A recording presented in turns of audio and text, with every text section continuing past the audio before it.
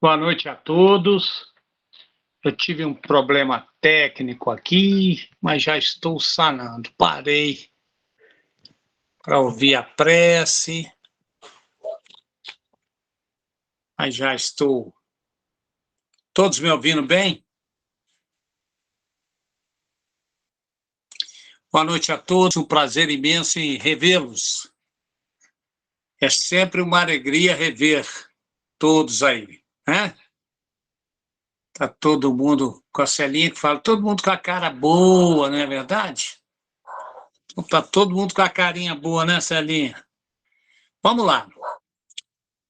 Bom, prezados irmãos, a gente selecionou uma questão, porque ela é uma questão assim, muito. Como é que eu usaria o termo? Há várias opiniões sobre, algumas até do ponto de vista de interpretações, né? Que é em relação a tragédias, acidentes, bala perdida, foi um assunto muito discutido, foi alvo de muita palestra no Centro Espírita quando começou, enfim. Eram duas questões que estavam naquele dia, por bem a gente poder ter um tempo maior, em função, eu imagino, de dúvidas, né? Enfim, que possam surgir. Por quê? Porque eu acredito que a grande maioria das pessoas que estão aí, que de certa forma estão habituadas a ouvir palestras, frequentam as casas espíritas há algum tempo, já ouviu certa feita esses dois temas. Um é essa questão dessas tragédias, acidentes, balas perdidas, né? Toda vez que acontece uma catástrofe, né? Então tem lá um deslizamento de terra, né? Aí a gente pensa, não, desencarnou tanta gente, tinha que desencarnar exatamente naquele minuto, né? Aquelas pessoas, enfim. Uma bala perdida, e de repente alguém está andando pela rua, a bala certa, estava escrito que sexta-feira, hoje, às 19h35, alguém vai tomar um tiro e é aquela bala perdida, né? A gente até discute, porque a gente precisa entender, né? Precisa entender.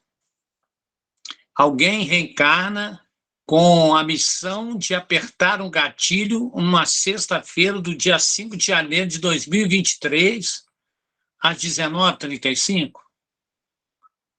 Essa é a primeira pergunta. Segunda pergunta, alguém reencarna com a missão de cometer um assassinato? Está no planejamento reencarnatório? Porque a gente precisa fazer, se tratando, né, da bala perdida, obviamente, isso são só provocações iniciais, tá? Então, no caso, por exemplo, da bala perdida, a gente tem que examinar as duas condições, né? Quem está à frente do cano da arma, quem está por trás do cano da arma, né? Que vai apertar o gatilho. A gente fica muito fácil de entender que aquele que está na frente do cano, então estava escrito que no dia tal, no dia 5, numa sexta-feira, 19h35, ele ia desencarnar porque levou um tiro. Mas precisou alguém trazer no seu planejamento reencarnatório, estar na sexta-feira, dia 5, às 19h35, portando uma arma, né, no mesmo local, para que pudesse dar um tiro nesse alguém. E uma bala perdida, quer dizer, ele dá um tiro a esmo e essa bala atinge alguém que às 19h35 precisaria morrer. Então são apenas provocações, né? Porque se esse assunto fosse colocado aqui, dessa forma, a gente começasse um estudo em grupo, eu tenho certeza que isso traria uma série de reflexões aí, né? Porque é um assunto bem polêmico, ok? Então, segundo, né, os nossos objetivos aqui, dentro da nossa didática adotada, fui lá na doutrina espírita para que ela, como diz Adelante, nos faça pensar e crescer. A doutrina espírita tem esse papel. E o segundo também, é mais uma provocação aí, para introduzirmos a segunda pergunta, a reencarnação é uma necessidade. Mas nós possuímos livre-arbítrio. Se eu não quiser reencarnar, eu entendo a reencarnação compulsória. É aquela reencarnação que o indivíduo é tolhido do livre-arbítrio, ele vem portador de uma idiotia, de uma psicopatologia comprometedora, e aí ele fica numa prisão sem grades. Então o corpo físico estabelece para ele uma prisão sem grades, ou seja, aquele músico, né, excepcional, uma virtuose, e que lhe entrega um violino de baixíssima qualidade. Então, ele vai sofrer tremendamente, porque não vai poder, né, usar de toda a sua habilidade naquele instrumento de baixa qualidade. Que seria uma comparação entre o espírito, portador de uma inteligência, reencarnado num corpo, né, portador de uma idiotia.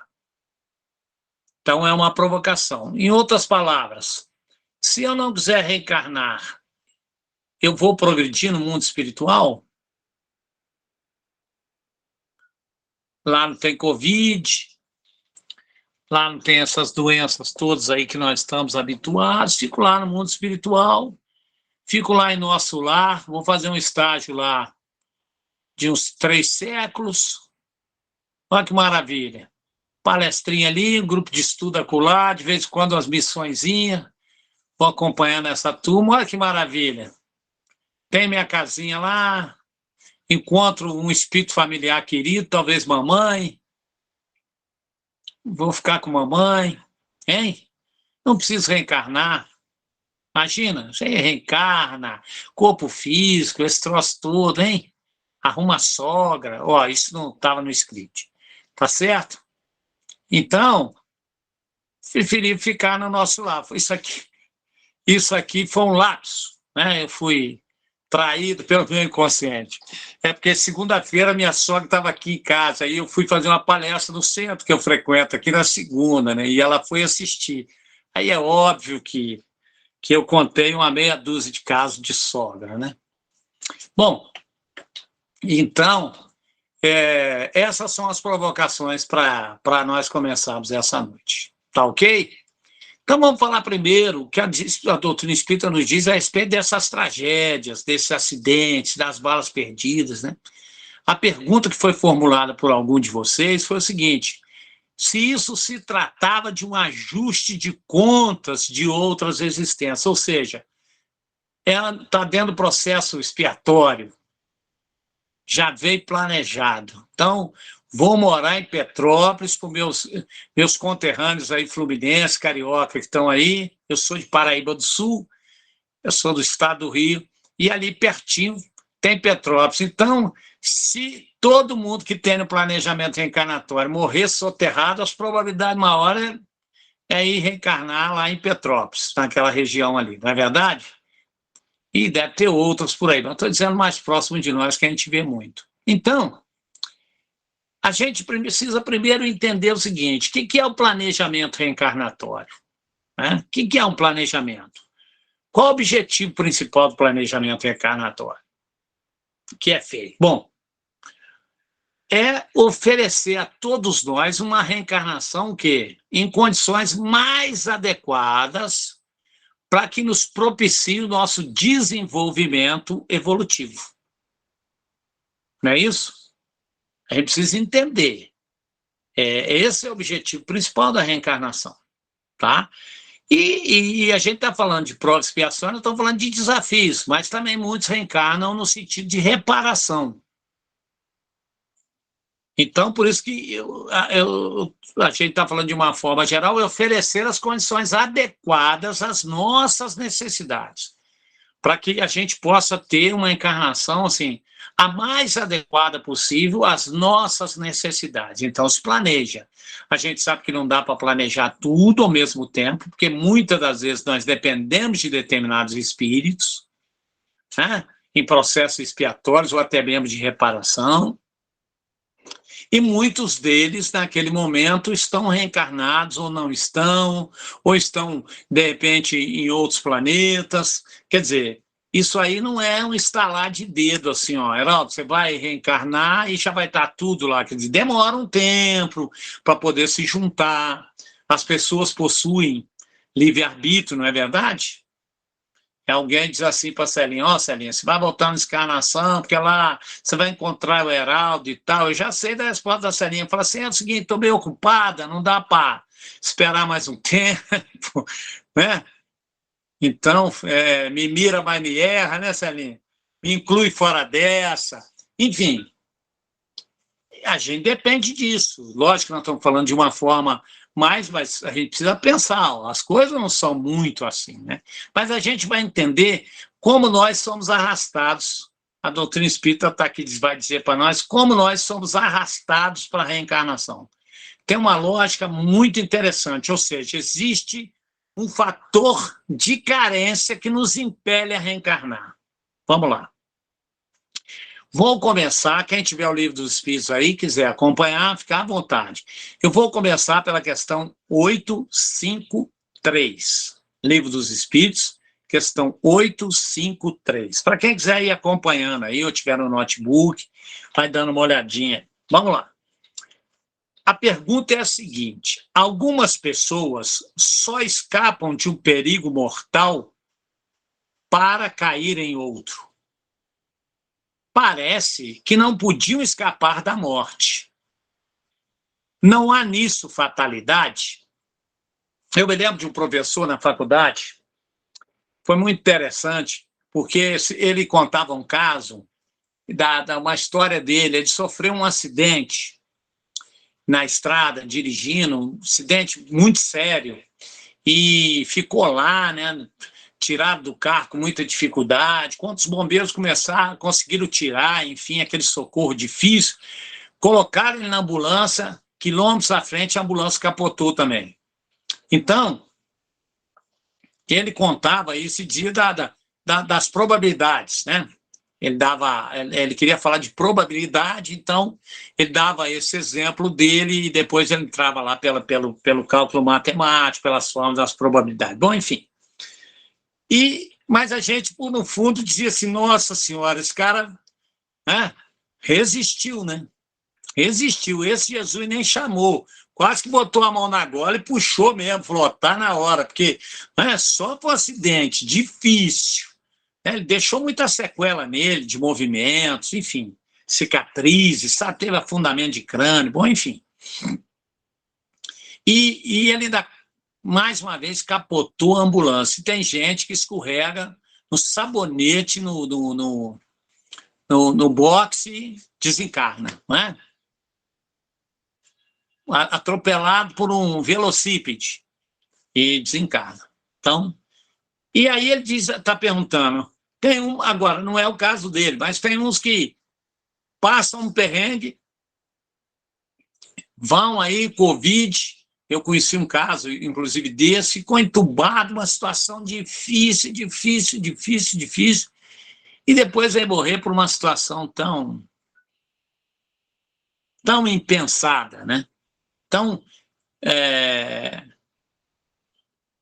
e aí a pergunta do seu Kardec parece que não podia escapar da morte, quer dizer, há nisso, então, uma fatalidade? A resposta do Espírito de Verdade é fatal no verdadeiro sentido da palavra. Isso, fatal, só no verdadeiro sentido da palavra, só é o instante da morte. Esse é fatal, o instante da morte. É muito diferente, não está dizendo o dia que tem. Naquele instante que vai haver o desencarne, ele desencarna. Chegado esse momento, de uma forma ou outra, a ele não podeis evitar. Vamos olhar o item A? Assim, qualquer que seja o perigo que nos ameace, se a hora da morte ainda não chegou, não morreremos? Ou seja, estamos expostos a qualquer perigo, mas não está na hora de morrer, vou atravessar a Avenida Rio Branco, aí Juiz de Fora, de olho fechado. Não está na hora de eu morrer. Não é verdade? Olha a resposta do Espírito de Verdade. Não. Não perecerás, e tem disso milhares de exemplos. Quando, porém, soe a hora da tua partida, nada pode impedir que partas. Deus sabe de antemão de que gênero será a morte do homem, e muitas vezes seu espírito também o sabe, por lhe ter sido isso revelado quando escolheu tal ou qual existência. Então, está dizendo, se a hora da morte ainda não chegou, não morreremos? Não. Ele está dizendo, não. Anote, porque ele vai falar de uma forma geral, que vai parecer uma contradição em que nós vamos ver. E aí nós vamos falar um pouquinho sobre isso. Do fato, a 854, do fato de ser infalível a hora da morte, poder-se-á deduzir que sejam inúteis as precauções que tomemos para evitá-la. Então, vou atravessar a Avenida Rio Branco de olho fechado. Não. Visto que as precauções que tomais vos são sugeridas com o fito de evitardes a morte que vos ameaça. São um dos meios empregados para que ela não se dê. Mas isso, veja bem, ficou claro para nós. Agora, eu tenho que acatar todas as sugestões e ser cauteloso? Posso não querer. Então, vou desencarnar fora daquilo que está, de certa forma, planejado. Está claro isso aí? Opa! Então, eu posso desencarnar fora do momento que foi planejado? Sim. Mas estou à mercê? Não. Nós temos, primeiro, as escolhas. Ora, tem um exemplo muito simples da gente entender. Eu me cubro de ouro, né, de joias, etc. e tal. E vou passar num lugar onde o índice desse tipo de delito é muito grande. Mas não, o guia protetor vai me proteger, vai afastar de mim todo e qualquer. Olha a intenção, eu fui ali apenas passar, lazer. Nós discutimos aqui, a sociologia, ela diz o quê? Que as circunstâncias, as situações, elas levam uma grande vantagem em relação às nossas decisões. Por exemplo, eu decidi, suponhamos, parar de beber. Não quero mais, estava alcoólatra, bebendo, entendo que isso faz muito mal a mim, etc, etc, etc. Mas eu frequento o bar, aonde estão todos bebendo. A situação e a circunstância, o meio, leva uma vantagem enorme sobre a minha decisão. Ou seja, a probabilidade de que eu não consiga manter a minha decisão é enorme pela influência do meio. Isso está claro para todo mundo? Ou seja,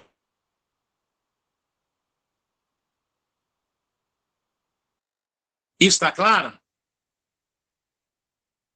Está todo mundo me ouvindo ainda? Tá, né? Então, o que é que nós precisamos? Né? A nossa decisão, muitas das vezes, também depende do meio. As nossas decisões de mudança comportamental, ela requer que nós também passemos a modificar os nossos hábitos, os nossos, né, aonde frequentamos, quebrar muitas das vezes círculos de relacionamentos. Por quê? Porque isso influencia profundamente. Ora, o que isso tem a ver com o assunto? Vamos estender só um pouquinho? Vamos falar do suicídio. o que é o suicídio, senão uma decisão tomada que faz com que abreviemos o nosso tempo reencarnatório. E a gente sabe que há dois tipos de suicídio. Vamos falar aqui do inconsciente, que é aquele em que nós malbaratamos as nossas possibilidades físicas, aquilo que trouxemos no nosso corpo físico para que dê sustentação no cumprimento do planejamento reencarnatório.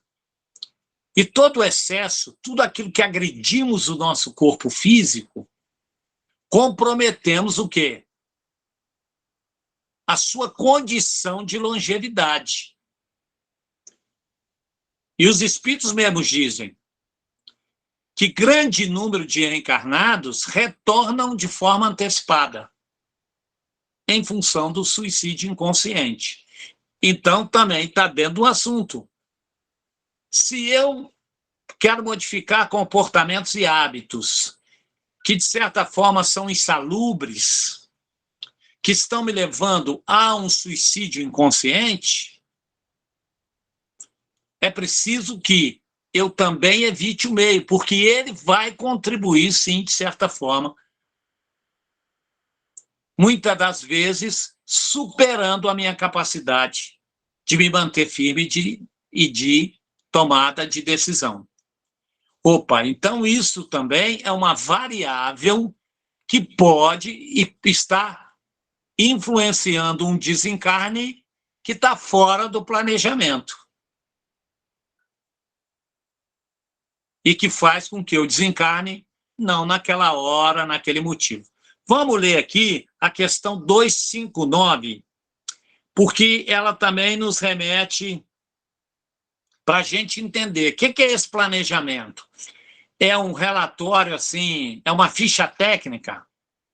Claro que não, né? Olha, no dia 5 vai acontecer isso, isso, isso. Não, não. Aí a gente vai entender.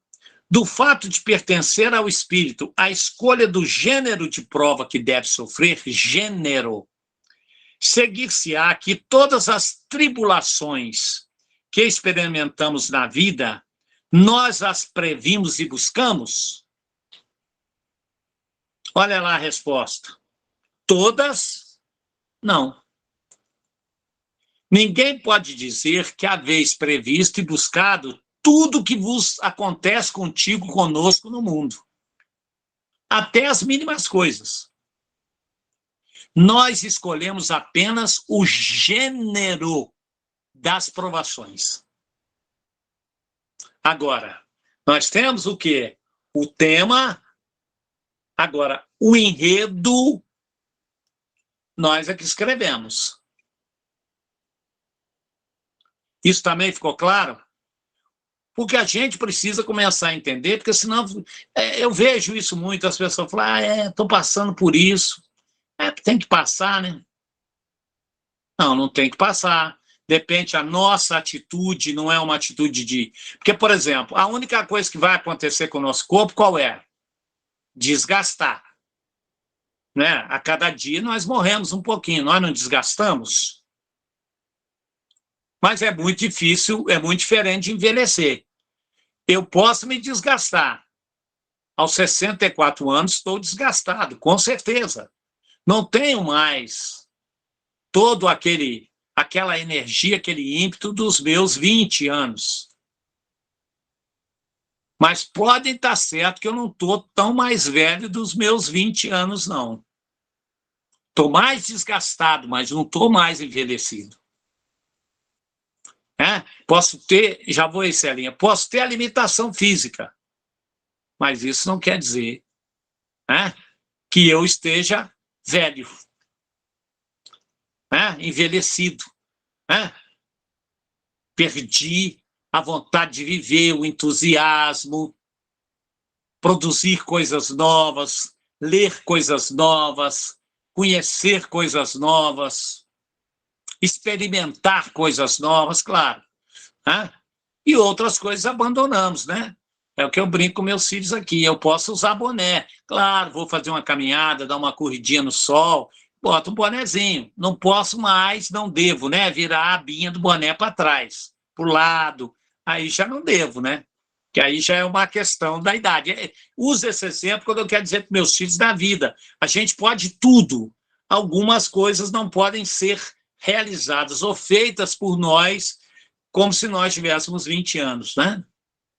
Não é verdade? Então, é isso que a gente precisa. Ter um gênero de provas, há um planejamento de linhas gerais e que nós nos encarregamos de desenhar, escrever aqueles objetivos específicos.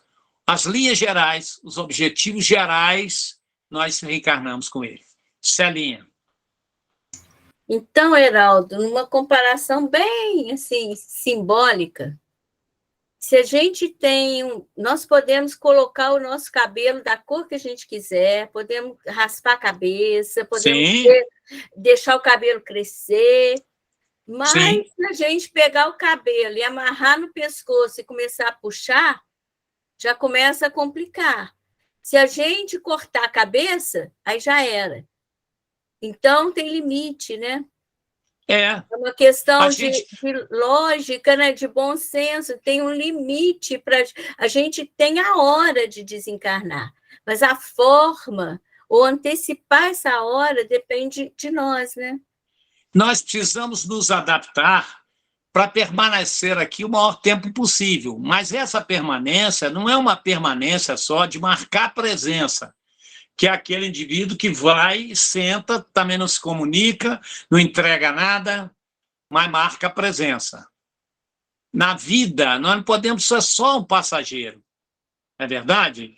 A gente precisa se prevenir o máximo, devemos experimentar na finalidade de crescer. E temos que mudar e nos adaptar o tempo todo, mediante circunstâncias que vão sendo criadas. Né? É igual aquele cara que cria galinha.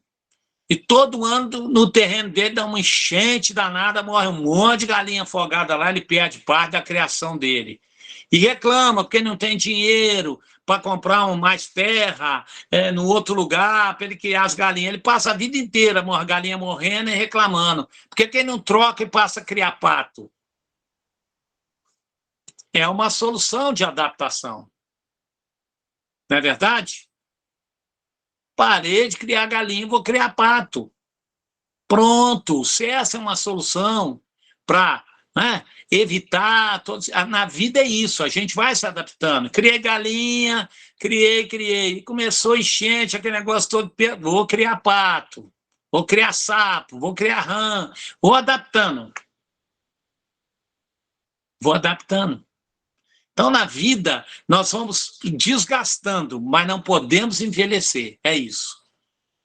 Por quê? Aí sim, passamos pelo gênero de prova. E aí fala, lá, como ele fala lá, né? As particularidades correm por conta da posição em que nos achamos, olha só, na condição em que nos colocamos, da forma como nós nos comportamos perante a vida. E isso, muitas das vezes, são consequências das nossas próprias ações. Então, o indivíduo perde a mobilidade. Não sou mais jovem de ter aquela vida tão dinâmica, corre para aqui, cansa, né? Cansa. Eu, às vezes, até a Bia fala comigo aqui, opa, tu não é super-homem, não, porque você acha que aguenta, né? Eu vou viajar, por exemplo, sábado. Não falei nada com ela. Vou levantar às 5 horas da manhã, que eu vou de carro, vou a Campo Grande. Ela já falou comigo, você vai passar em São Carlos, fica lá na Carla, descansa, aquele negócio todo. Falei, claro, pá, que nada, sai daqui, vou embora direto, chego 10 horas da noite lá. Entende? Mas não é bem assim. Eu também preciso entender que eu preciso também dar um stop, né? Fazer um pit stop, parar, de repente descansar umas boas horas. Então, estou usando um exemplo porque a tendência de muitos de nós é isso. A gente achar que... Agora, o que não pode também é, em função disso, a gente se recolher na vida e buscar nesse desgaste físico natural impedimentos. Dá para fazer outras coisas, dá para saborear, agora nunca perder, porque o gênero de provas nós precisamos, né, escrever as particularidades de onde nós estamos, né? Ou seja, como é que nós vamos fazer o enfrentamento desses desafios? Se eles são inexoráveis, que nós nos fortaleçamos para o enfrentamento, né? Bom, então, há sim um planejamento reencarnatório, a gente viu aqui, antes de nascer, né? Mas esse planejamento, meus irmãos, pode ser alterado segundo as nossas escolhas. É isso que nós chamamos de livre-arbítrio. Porque senão o livre-arbítrio não faz sentido. Para que eu tenho livre-arbítrio? Se não é para alterar as minhas escolhas. O Chico não tem uma frase lapidar? Lembra daquela frase do Chico? Que fala exatamente sobre isso, quer dizer, sobre o recomeçar. Eu não posso voltar lá atrás para refazer o que já está feito. Mas qualquer um pode começar o quê? Pode recomeçar e fazer um novo fim. Uma nova finalidade. Isso é lapidar, não é? Então não adianta eu ficar lá atrás. As minhas provas, o que eu tiver que passar, que estão aí, que está dentro do planejamento reencarnatório, a forma como nós vamos sofrer vai depender muito das nossas escolhas. Isso é o livre-arbítrio, né? Por isso é que tem situações que a gente passa na vida que já estavam previstas antes de nascer. Está lá no planejamento reencarnatório. E outras também são modificadas ou são provocadas, acrescidas, criadas pelas nossas próprias escolhas. Isso quer dizer que muito de tipos de provas que nós passamos nem estavam no nosso planejamento reencarnatório. Elas são fruto exclusivo do nosso comportamento, assim como também, por meritocracia, muitas provas que estavam no nosso planejamento reencarnatório vieram minimizadas ou nem precisaram burilar-nos. Faz sentido isso ou não? Vamos para a questão 859A. Lá diz assim, 859, item A. Haverá fatos que forçosamente devam dar-se e que os espíritos não possam evitar, embora o queiram. Então, tem fatos que tem que se dar, vai acontecer. Mas esse vai acontecer, a gente precisa entender, porque a gente imediatamente se remete ao seguinte, tem que acontecer porque está escrito. Tem que acontecer. Não, não, não. Existem fatos que forçosamente devem se dar-se em função do comportamento que temos adotado na vida. E que várias vezes os espíritos tentaram nos influenciar para mudança e etc. E nós somos o quê? Reincidentes. O que vai acontecer? Então, são fatos que eles vão se dar. E aí os espíritos não têm, muito como fazer. A resposta é sim. Mas que tu viste, pressentiste, quando no estado de espírito fizeste a tua escolha. Havia tendências, probabilidades no nosso processo reencarnatório, porque havia gênero de provas e expiações no nosso mapa reencarnatório que nós estamos suscetíveis, mas não necessariamente passamos a sofrer, mas que determinados comportamentos, principalmente aqueles que se repetem nas vidas passadas ou em comportamentos passados que foram geradores de sofrimento, é inexorável que vamos passar por isso. Como é que nós vamos atingir resultados diferentes agindo da mesma forma? Reencarnamos e vamos continuar ainda deixando predominar o orgulho, os preconceitos, o egoísmo, a vaidade. Aí cada um tem que fazer uma análise do próprio comportamento, ok? E é claro, né? Qualquer acontecimento da nossa vida é a consequência de um ato que nós praticamos pela nossa livre vontade. Porque não dá para admitir que alguém reencarna para ser usado por Deus para nos impor um sofrimento, angariando para si, numa lei de causa e efeito, um débito. Você está afim disso? Eu pergunto a cada um. A espiritualidade não se une e diz assim, olha, a Fran... Ô, gente, não é porque a Fran não é premonição, não, é um exemplo só. A Fran, ela tem que sofrer uma morte agora violenta, certo? Mas, olha, vai precisar alguém aí reencarnar para ser o agente da violência. Quem quer?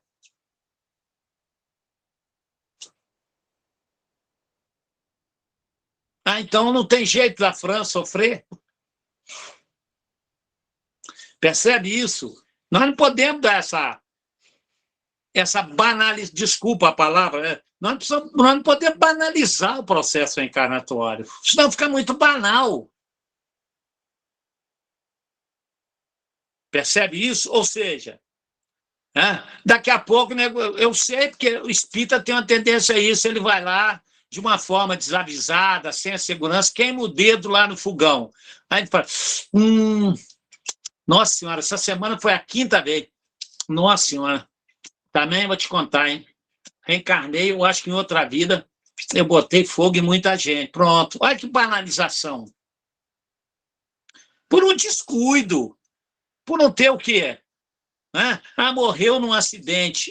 Tinha que desencarnar de forma violenta. Não foi, não exerceu, saiu, fez uma revisão no automóvel. Foi cuidadoso nos limites de velocidade. E ainda matou alguém lá do outro lado. Que aquele alguém precisava reencarnar. Não, foi oriundo de um ato criminoso, daquele que não respeitou a velocidade, daquele que fez tudo. E ele vai responder por aquele crime. Porque se aquele tivesse que desencarnar assim, então não há crime, ele foi um agente da providência. Fiz a caridade, né, de fazer uma violência contra a minha amiga Fran. Porque aí, Fran, você precisava espiar, né? Ainda bem que fui eu, bati devagarinho, gosto de você, você é minha amiga, querida. Não é assim, é crime. Eu cometi um ato de violência, vou responder por ele. Então, nós precisamos começar a entender tudo isso, que nós não estamos aqui apenas como um robô, que está tudo escritinho, vai acontecer. O que eu quero dizer com isso? É para tirar-nos da zona de conforto de achar que tudo na vida está escrito.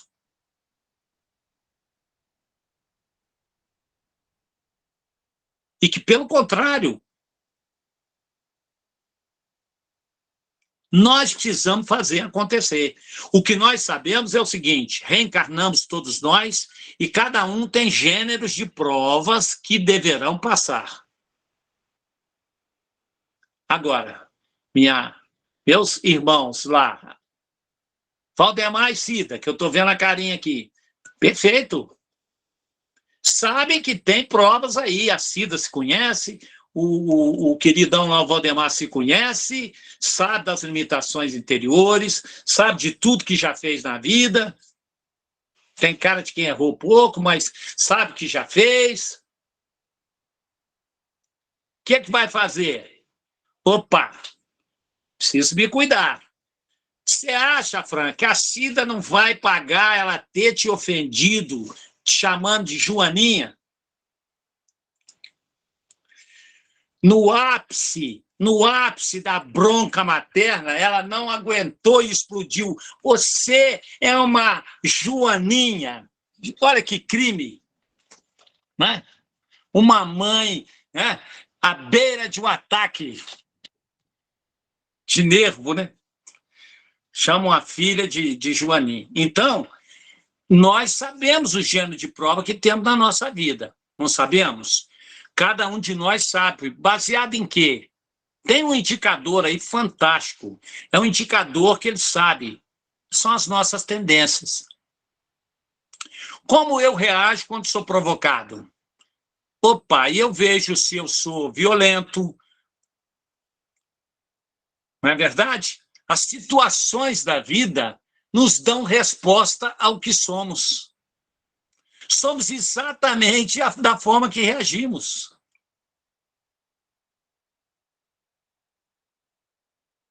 Então, a leitura é muito clara. Qualquer um de nós sabe que, mediante as nossas fragilidades, os nossos pontos de melhoria, nós sabemos o remédio para isso. Esse é o gênero de prova. E se a gente não, o mais cedo possível, não usar do livre-arbítrio para mudança do comportamento, ele vira compulsório. E aí vem com todas as consequências expiatórias. E aí vem mesmo. Aí a dor cumprindo o seu papel, o quê? Burilando, né? Terapêutico. Aí a dor tem a função terapêutica. Não é assim? É isso aí. É claro, né? Então, o exemplo que eu falei de queimar o dedo nada mais é do que fruto de uma imprudência, né? Efeito da matéria, né? Aliás, a gente sabe disso, né? Agora, claro que nós não podemos botar no mesmo balaio, aqui a gente está falando as grandes dores, né? Os fatos de relevância, de grande importância, né? Que influem principalmente no quesito moral, que aí são as nossas tendências, né?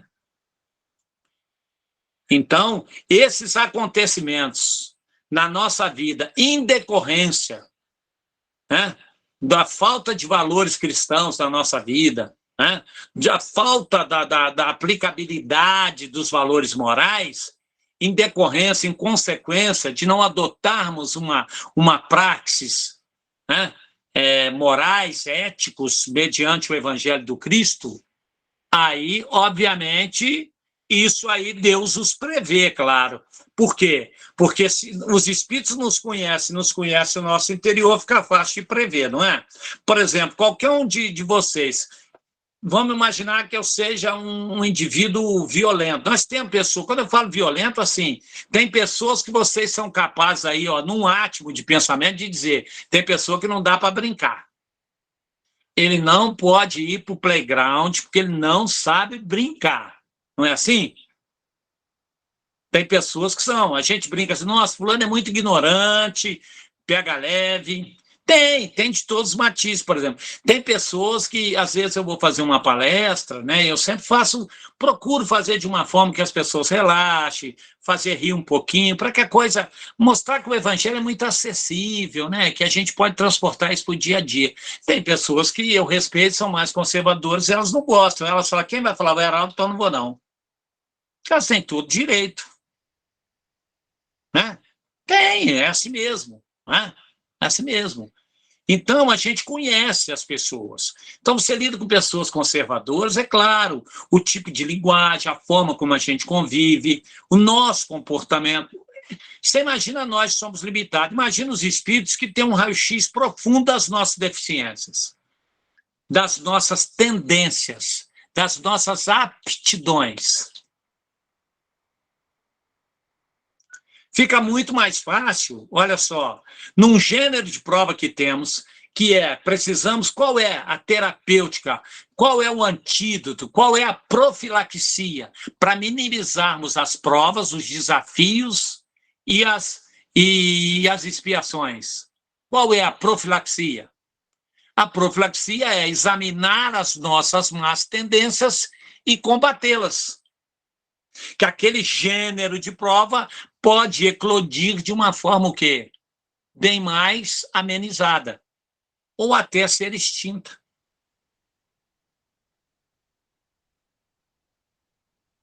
Bom, dentro disso exposto, a gente já começa a compreender que nem todos os acontecimentos da nossa vida estão planejados, né?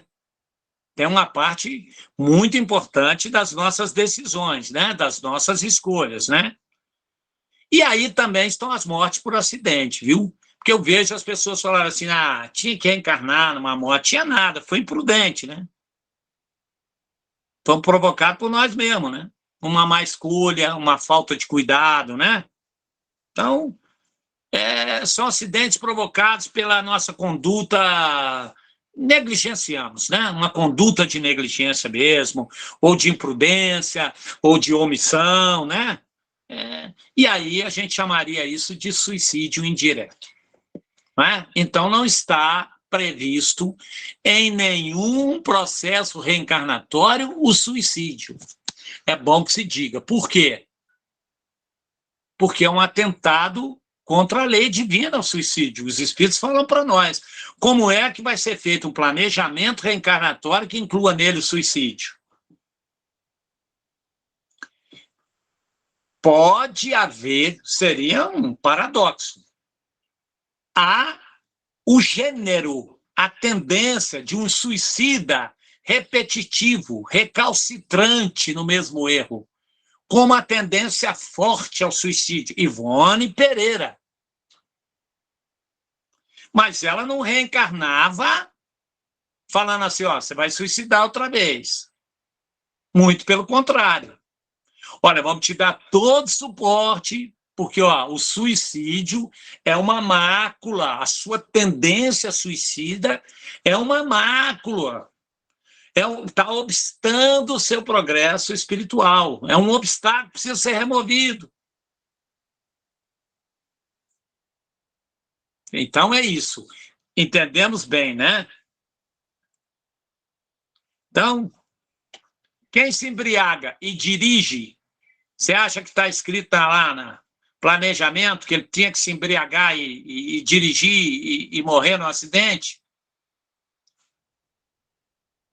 Quem fez esse planejamento? Deve ter sido no umbral, né? Na esfera superior não teve jeito, ok? Então, tem uma pergunta lá no Consolador que é muito interessante. É a 146. 146. E lá no Consolador ele pergunta assim, para Emmanuel, é fatal o instante da morte? Então ele fala, com a exceção do suicídio, essa é uma opinião do Emmanuel, todos os casos de desencarnação são determinados previamente pelas forças espirituais que orientam a atividade do homem na Terra. Vocês vão falar, ele está desfalando que não. Ele continua afirmando, de uma forma geral pela lei, é isso. Mas todos reencarnam assim, com exceção do suicídio, todos os casos são determinados previamente. Mas o nosso livre-arbítrio nesse meio modifica. É isso.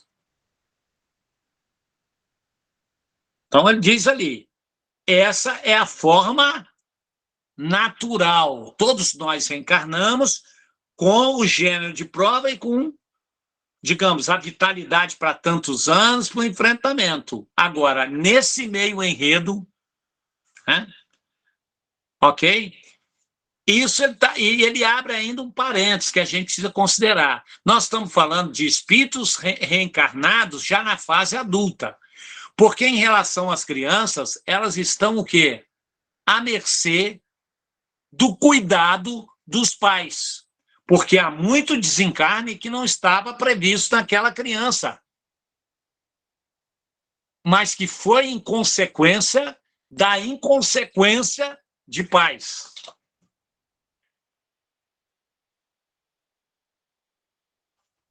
Isso também está claro para nós?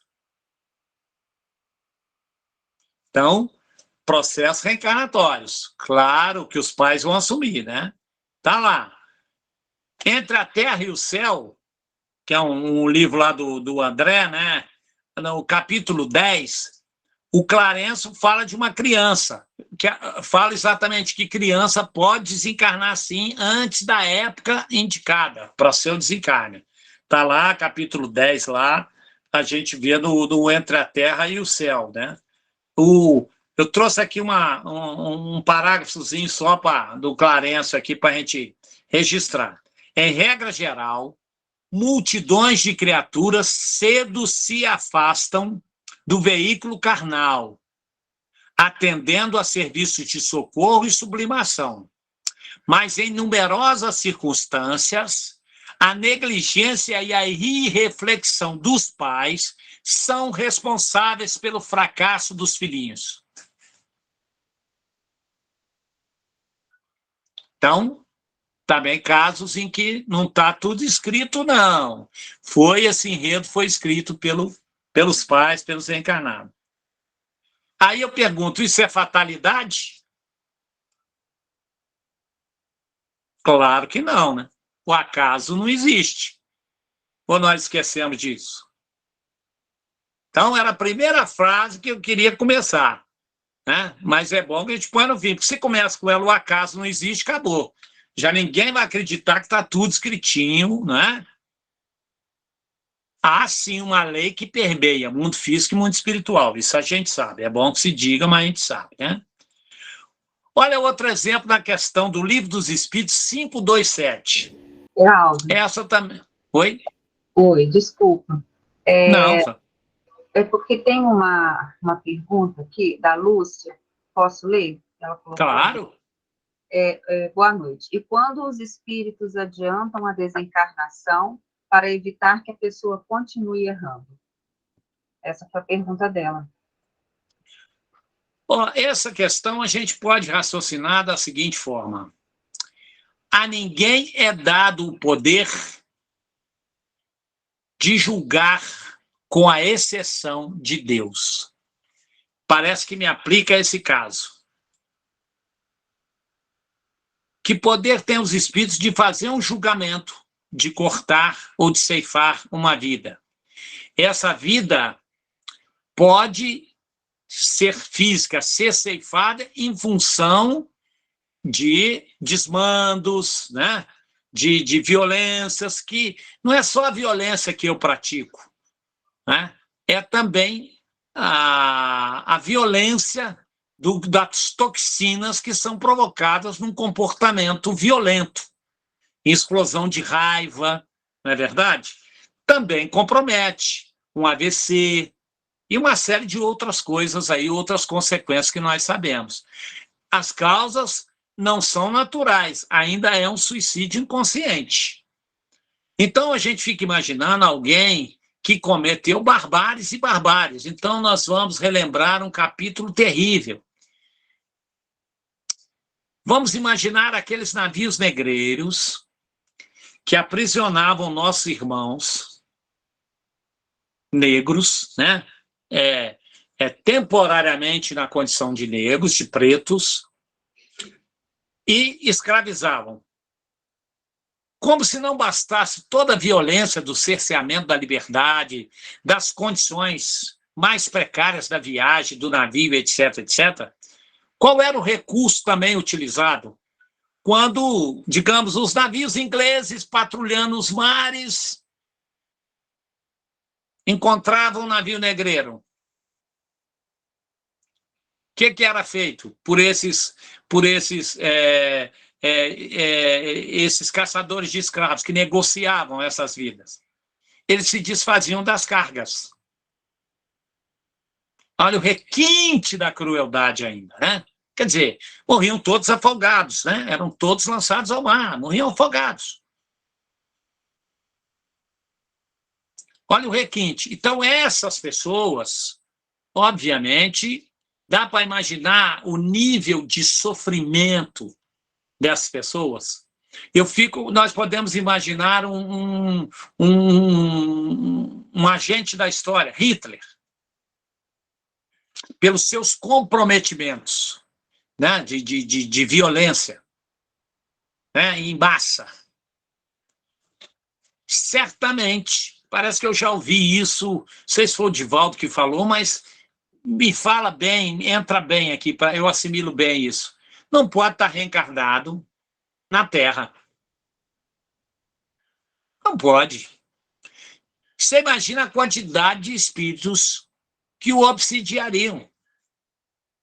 Você acha mesmo que vingaria uma gestação? Uma mãe, por mais que seja um espírito sublimado, que se propusesse a receber. Tá. Isso, entendi isso ali, isso realmente vingaria, chegaria ao final pelos processos? Não. Certamente se reencarna no mundo primitivo lá, ó. Longe de tudo isso que causou aqui agora, um sofrimento atroz, porque começa um burilamento. Agora, as entidades desencarnaram, os espíritos desencarnaram? Não, não. Um ato de escolha pode ter sido levado, claro, a um suicídio, se é essa a tese mais aceita, enfim, mas por uma iniciativa pessoal, até processos obsessivos. Mas ele o fez. Então, acho muito difícil provocar um desencarne. Porque aí se estabelece um juízo, né? Quem tomou essa decisão, né, de tirar uma vida? Só Deus tem a prerrogativa de fazer qualquer julgamento, né? Eu vejo assim. Agora, viu, Fran, respondendo a nossa querida aí que perguntou, não dá para generalizar. Pode ter casos muito específicos, que aí tem outras variáveis que estão longe dessa poeira aqui chamada Heraldo analisar, tá? Mas, de uma forma geral, nós precisamos ficar com isso. Senão, eu digo, na cabeça das pessoas vira uma festa, né? Daqui a pouco, não, ó, você se cuida, senão vou pedir os espíritos aí que eu já conheço, fé que dá, para te desencarnar. Ou até rezar para o espírito levar a desencarnar, né? Mas a vida, o que a gente precisa entender é que é o seguinte, Deus não necessita de nós para punirmos alguém. Ou seja, é exatamente isso que nós estamos conversando o tempo todo. Aquilo que temos que passar, não é preciso que alguém reencarne com a missão de nos fazer sofrer. Se faz, aí a circunstância, o meio propiciou e nós nos aproveitamos desse sofrimento, mas isso vai depender da forma como encaramos. Então você resolve se casar com alguém que foi um grande amor que você achou na vida, etc. Certamente que a personalidade dele deu sinais. Mas você passou por cima de um monte de coisa, foi irrefletida a sua decisão, alguém te avisou 10 vezes, você achava que todo mundo estava errado, você está certo, etc. e tal. Mas aí você vai e casa. Ou eu, ou todos nós. E aí ele passa a ter comportamentos, né, agressivos, violentos, mas não é só violento fisicamente, não. Por exemplo, a infidelidade é um comportamento, é uma violência, né? A omissão, né? E é uma série de outras questões que passa a ter, e que está ali. A gente fala, eu tinha que passar por isso, casar. Não, você tomou essa decisão mesmo. Eu até brinco, né? Quando era namorado, achou bonitinho que ele teve uma crise de ciúme, aí ele te apertou o braço, aí você se achou, né? A mulher te apertou, você se achou bonitão, ela morre de ciúme, você amou, depois vinha com jura de amor, dizendo, fiz isso porque te amo, e etc. Vai apanhar. Mais tarde vai apanhar. Né? Então, mas são decisões. O que eu quero dizer nos casos desses é o seguinte, eu tinha que casar com fulano ou com a fulana para poder passar esse perrengue? Não necessariamente. Não necessariamente. Tá? Celinha, já vamos, né? Já estou aqui. Vamos pegar 257. Olha que interessante. Um homem tem que morrer fulminado por um raio. Iraldo, desculpa. Pois não, querida. Na sequência que levantaram a mãozinha, a Lúcia, depois a Celinha. Tá certo. A Celinha não precisa. Eu não. Viu? Como é que eu já sei? Vamos lá, Lúcia. Nossa irmã Lúcia. Está com a mãozinha levantada aí, a Fran. Eu estou vendo. Vamos lá, Lúcia. Não, mas você tem que falar, Lúcia, liga o microfone.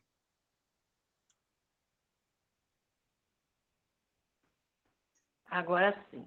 Pois Não, não. até arrependi de ter colocado a pergunta. Mas o Heraldo, naquele livro, Entre os Dois Mundos, tem um caso de um médium que foi desencarnado. Por isso Sim. que eu coloquei a pergunta, até para me esclarecer, Espera aí, porque qual livro, Lúcia? Desculpa. Como chama? Entre os Dois Mundos. Entre. Os Dois Mundos. Qual é o autor? É o Manuel Filomeno de Miranda, Espírito. Tá. Escrito Ok. por Divaldo Franco. É até um médium. Aí eu fiquei assim, será que eu não entendi?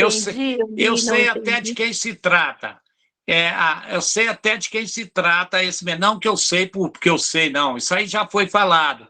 É uma reencarnação e veio. Parece que o Divaldo já falou também sobre isso. Eu não quero falar o nome aqui para não. Mas recebi o Dr. Fritz, embora no livro aí o outro é outro nome, enfim. E vem numa sequência, vários e tal.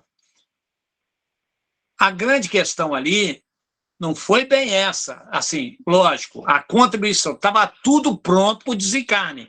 O que não houve foi aquela vamos fazer força para que ele permaneça. Ele cavou tudo isso aí. Né? Cavou pelo enriquecimento, né? Aí depois começou, ou seja, os espíritos que se utilizavam da mediunidade dele, não é isso? Para as curas, trocou a qualidade. Outros assumiram o lugar. E esses outros eram inimigos e o intoxicaram até que esse processo fosse. Não é isso que você se refere aí no livro? O caso que eu li, ele ia assassinar a esposa. Então, eles não Ah, sim. deixaram que ele fizesse mais uma coisa errada. Ele Sim, se afastou eu não totalmente estou me da lembrando desse mediunidade. caso específico aí, mas certamente ele tinha um fator predisponente a desencarnar. Porque senão os espíritos cometeram crime. Entendi. Ele tinha algum fator, uma predisposição a um infarto, não sei qual foi o desencarne, não estou me lembrando aí. Foi isso mesmo. Foi isso mesmo. Ele Então, tinha um antes que ele fator, cometesse suicídio, ele teve um eu não infarto. sei, mas vou averiguar e depois te dou. Mas veja bem, a lógica que a gente precisa entender é que se o espírito age para desencarnar alguém, a vida é um dom divino. Ninguém, a não ser Deus, digamos assim, pode, mesmo na justificativa de evitar um mal maior. Olha, desculpa, Lúcia, eu ter sido rápido, porque a Celinha, depois ela sabe, depois ela me dá feedback, depois que vocês vão embora, que ela fala que a reunião estava gostosa, que vocês são lindos, maravilhosos, ela me dá uma coisa, você fica, passa do tempo, você não tem disciplina, aí eu ouço essas cornetadas todas aí, mas tá, Lúcia, senão eu ficaria mais tempo contigo aí. Tá bom. Não, obrigada. Eu que agradeço.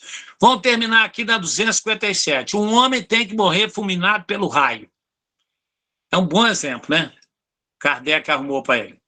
Refugie-se debaixo de uma árvore. A árvore lá, o raio cai na árvore e mata ele. Poderá dar-se, tenham sido os espíritos que provocaram o raio e que o dirigiram para o homem, ó. Vamos imaginar que esse homem é mau, fazendo mal, os espíritos falam. O raio caiu sobre aquela árvore em tal momento porque estava na lei da natureza que assim acontecesse. O cara toma a decisão de ir para debaixo da árvore, qualquer um de nós aí, que já foi escoteiro um dia, sabe. Começou a chover, começou relâmpago, você tem que sair debaixo de árvore. Não é? Porque a probabilidade é grande do raio. Né? Então, vamos lá. Estala o raio, mata. Não foi encaminhado para a árvore por se achar debaixo dela o homem. A este, sim, pode ter sido, né, inspirado a ideia de se abrigar debaixo de uma árvore sobre a qual cairia o raio. Ah, foi um espírito que inspirou ele? Não. Ele, como sabe o gênero de prova, há uma tendência. Porquanto a árvore não deixaria de ser atingida só por não lhe estar debaixo da fronte do homem. Então, coitado da árvore, né? O cara que tem esse gênero de prova, de desencarne, ele sacrifica a árvore que ele correr para debaixo dela, o que é que ela tem a ver com isso, né? Entendeu? Se fosse ele que tivesse atraído em função de uma questão kármica. Ok? Agora, para terminar, a gente sabe também que são vários fatores. Por exemplo, a bala perdida. Ela pode ser, veja bem, ela pode ser evitada em alguém que está ali, em alguém que vai atirar, ou propositadamente. Ela pode. O espírito bom, um espírito guia e protetor, pode, por exemplo, embaçar a vista de alguém que está fazendo uma mira? Pode. Isso para os espíritos é fácil. Agora, uma vez o projétil disparado, ele vai seguir o rumo. Tem leis físicas aí.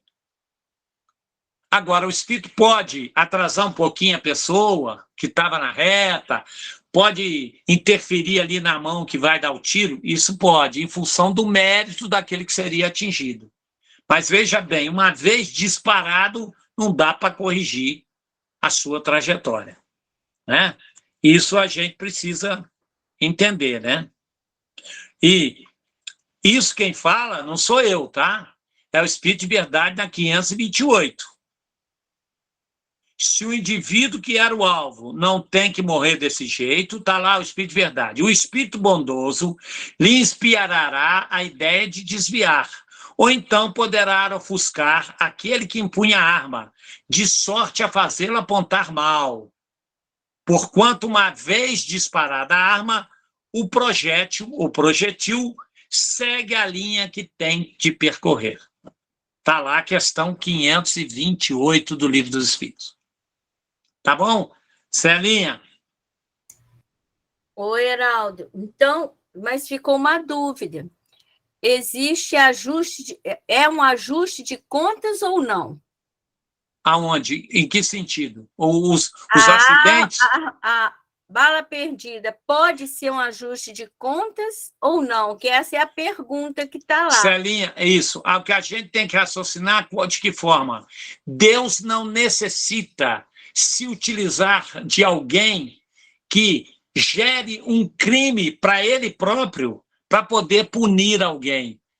Nós, para expiarmos qualquer dívida, necessariamente não precisamos de agentes que façam isso conosco. Nós carpiremos as nossas dores com outros tipos de sofrimento. E naqueles que acontecem, é porque houve, de certa forma, não houve uma mudança de comportamento e houve uma ligação vibracional. Então, aquele que frequenta os antros de violência, muitas das vezes estão expostos a esses crimes de violência, eles têm uma probabilidade muito maior de que isso aconteça, se já existe o gênero de prova. A circunstância, o local, a situação, a condição sociológica sempre oferece uma vantagem para que isso aconteça. Mas nós podemos não desencarnar dessa forma, mas podemos desencarnar de outras, né?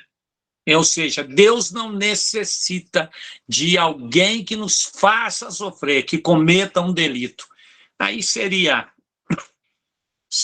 né, um requinte, né, não é nem de violência, mas acho que seria um requinte de... Imagina, brincar, nós não somos marionete. Agora você vai lá, Celinha, me ajuda lá e dá um tiro no Heraldo. Não é assim, né? Isso era um requinte de crueldade, né? Nós não somos marionetes de Deus brincando conosco. Temos livre-arbítrio, temos responsabilidade. Isso aumenta a nossa responsabilidade. O respeito, a seriedade e o cuidado com as nossas atitudes, com as nossas decisões.